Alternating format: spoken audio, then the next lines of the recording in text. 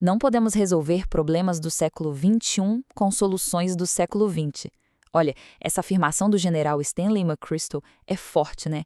E ela acerta em cheio no nosso maior desafio corporativo hoje. A gente vive numa era onde as regras do jogo viram de cabeça para baixo da noite para o dia. Só que, infelizmente, muitas organizações ainda tentam lidar com isso usando ferramentas e mentalidades presas lá no passado. É exatamente esse o descompasso que precisamos resolver se quisermos alcançar a verdadeira alta performance hoje em dia. Então, boas-vindas a mais uma análise detalhada. Hoje nós vamos desconstruir o que realmente significa estar preparado para o futuro do trabalho. A nossa jornada vai partir de uma visão macro, dando uma olhada em como as grandes organizações estão precisando mudar suas estratégias. E depois a gente vai descer até o nível micro, revelando aqueles hábitos diários, o nível de produtividade e, principalmente, a mentalidade que constrói profissionais de sucesso inabalável. E para organizar tudo isso, a nossa pauta tem 5 passos rápidos. Primeiro, navegando no século XXI. Segundo, definindo estratégia e cultura. Terceiro, promovendo conexões significativas no trabalho. Quarto, a evolução da liderança e, por fim, dominando a produtividade e a mentalidade. Vamos lá? Começando então pelo nosso ponto 1, navegando no século XXI. Bom, prestando bem atenção nesses dados, existe um cruzamento fascinante aqui. De um lado, temos as 5 habilidades mais urgentes eleitas pelo RH para 2026 e, do outro, as 11 competências essenciais para o futuro do trabalho. E olha a dualidade incrível que aparece. A gente viu uma demanda técnica pesada e urgente, tipo inteligência artificial e alfabetização tecnológica, certo? Mas aí do outro lado da balança, aparecem habilidades super centradas no lado humano, como inteligência emocional, empatia, escutativa e resiliência. Ou seja, o profissional do futuro com certeza não é um robô. É alguém que domina a tecnologia, claro, mas que se diferencia justamente por essa capacidade de se conectar, de se adaptar e de ter um pensamento bem crítico e analítico. Sabe, é bem legal pensar nas demandas de hoje como um ambiente natural de uma pantera negra. Numa selva corporativa dessas, a gente precisa ter foco absoluto e, acima de tudo, uma agilidade imensa. A pantera não sobrevive por aí só usando a força bruta. Ela sobrevive pela capacidade de ler o ambiente rapidinho, confiar nos instintos e se adaptar em frações de segundo. E é exatamente essa postura que o mercado está exigindo da gente. Reflexos rápidos para absorver novas tecnologias e um instinto super afiado para lidar com a complexidade humana ao nosso redor. O que nos leva ao ponto 2, definindo estratégia e cultura. Afinal de contas, toda organização precisa de um norte, e a pirâmide da estratégia mostra isso com uma clareza absurda. Lá no topo, a gente tem o nível mais inspiracional de todos, os valores, a visão e a missão. É o grande porquê de tudo. Mas a magia mesmo, e o nosso verdadeiro desafio diário, acontece na descida dessa pirâmide.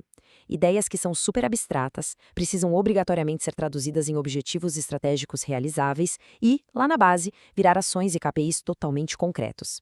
Uma estratégia simplesmente desmorona quando o topo não conversa com a base. Basicamente, quando discursos lindos não viram métricas e tarefas reais no dia a dia das equipes.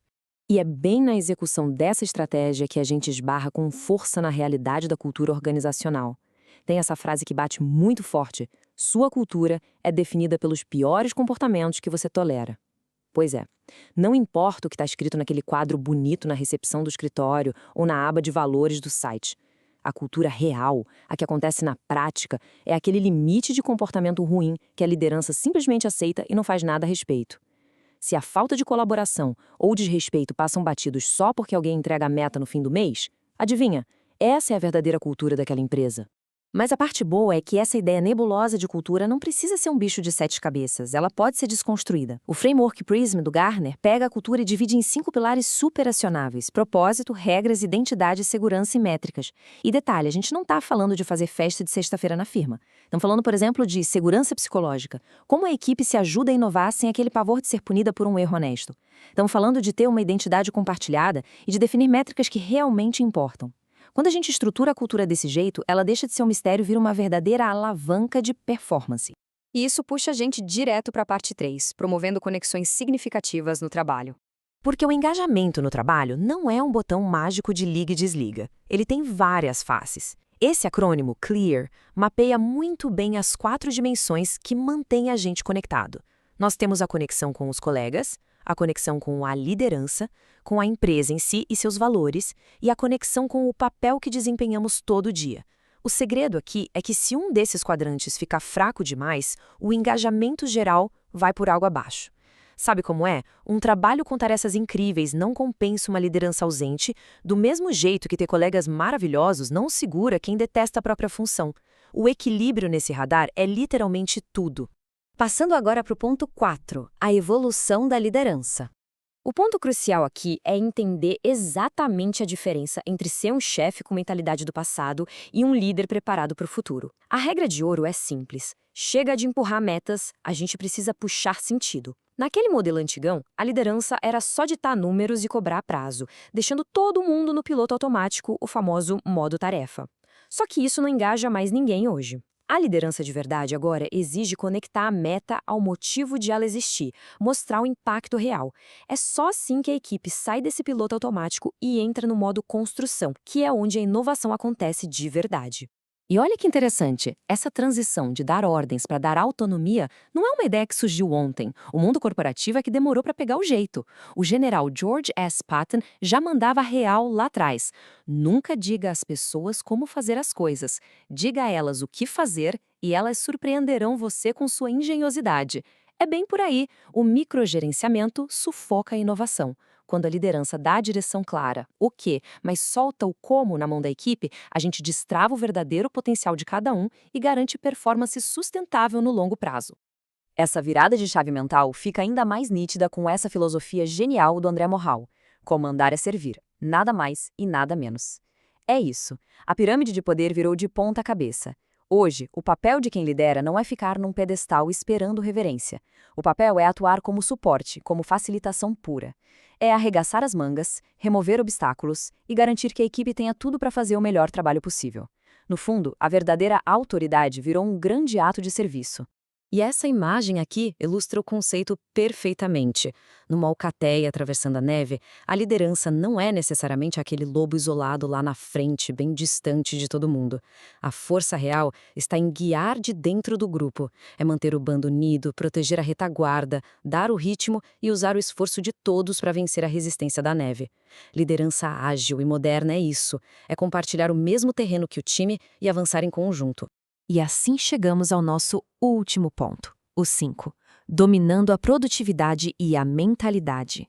Vamos dar uma olhada nessa pirâmide da produtividade para entender como essas peças se encaixam no nosso dia a dia. A regra de ouro é: ser produtivo não é fazer o máximo de coisas no menor tempo possível, é fazer as coisas certas. Tudo começa ali na base, acompanhando e ajustando a rotina. Depois, a gente sobe para a execução usando métodos poderosos, tipo trabalhar em blocos de tempo. Mas o nível seguinte é que dói: eliminar distrações de forma implacável para proteger o nosso foco. E lá em cima, coroando a pirâmide, está a gestão de energia e prioridades. Percebe? A gente não tem que gerenciar só o relógio, tem que gerenciar a nossa energia para focar no que realmente muda o jogo a cada dia. Mas convenhamos, nenhuma técnica sensacional de produtividade para em pé se a gente não tiver a estrutura emocional no lugar.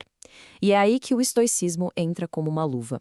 Trabalhando num cenário cheio de ruído, crise que aparece do nada e pressão de todo lado, ter uma postura estoica é a nossa melhor âncora pessoal. Significa focar 100% no que a gente pode controlar, tipo nossas próprias ações e onde a gente bota a nossa atenção, e aceitar com calma aquilo que não dá para mudar.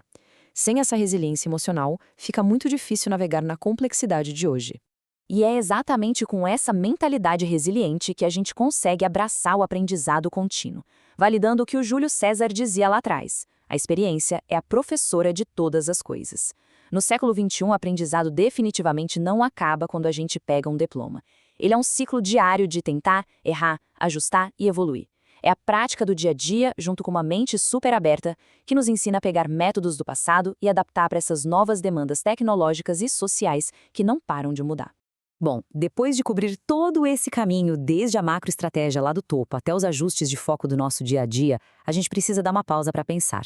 Nós vimos os mapas, vimos as ferramentas e qual é a nova direção. Só que a transformação real só acontece dentro de nós. Diante de um mercado que cobra agilidade com as máquinas, mas exige muita conexão humana, fica a grande provocação final para refletirmos. Ao olhar com sinceridade para as nossas crenças e rotinas hoje, nossas mentalidades estão realmente prontas para o futuro do trabalho? Fica essa reflexão. Muito obrigada pela companhia e até a próxima.